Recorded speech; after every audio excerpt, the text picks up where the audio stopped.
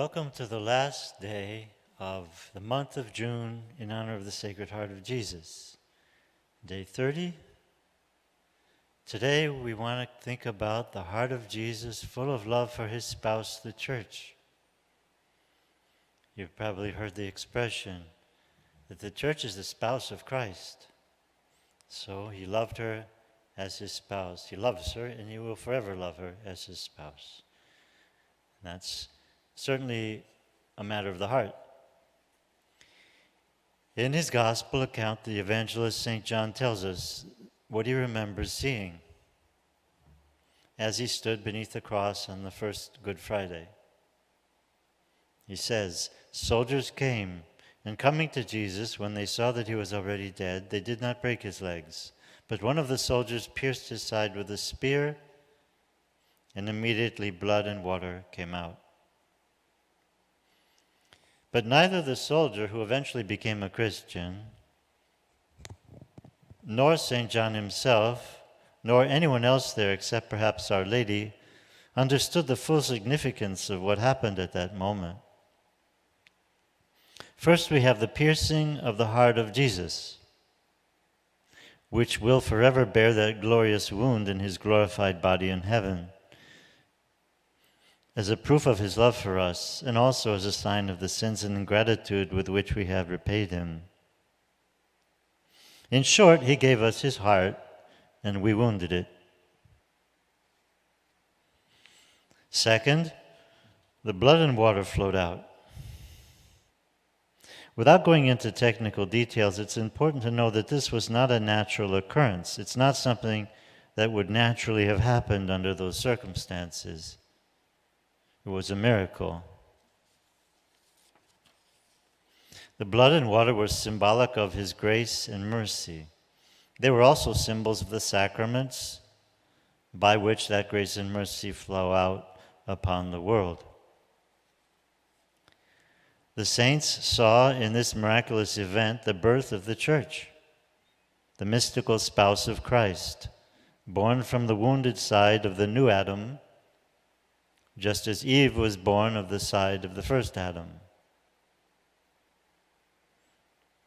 Eve came from the side of Adam, and the church comes from the side of Christ.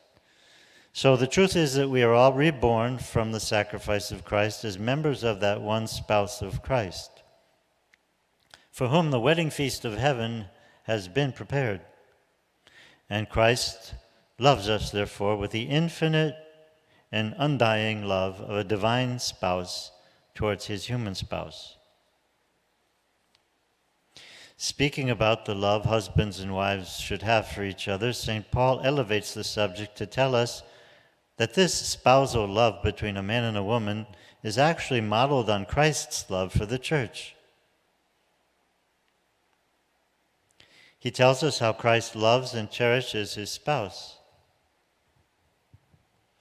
and how he longs to bring her, that is, each of us, to perfect holiness. He says this, "Christ also loved the church and gave himself up for her, so that he might sanctify her, having cleansed her by the washing of water with the word, so that he might present to himself the church in all her glory, having no spot or wrinkle or any such thing, but that she would be holy and blameless." I like the old translation that uses she and her to refer to the church, and we can still do that today, even though it's gone out of style to some degree. So how shall we reach this sublime goal? We members of the church, the spouse of Christ, how shall we reach this goal of perfection to which Christ calls us?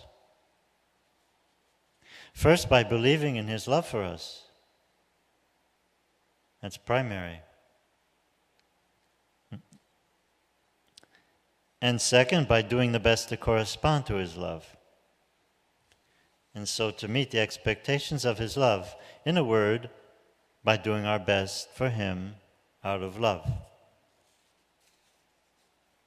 Resolution for the day. Today, say as often as you can, "Sacred Heart of Jesus, I believe in your love for me."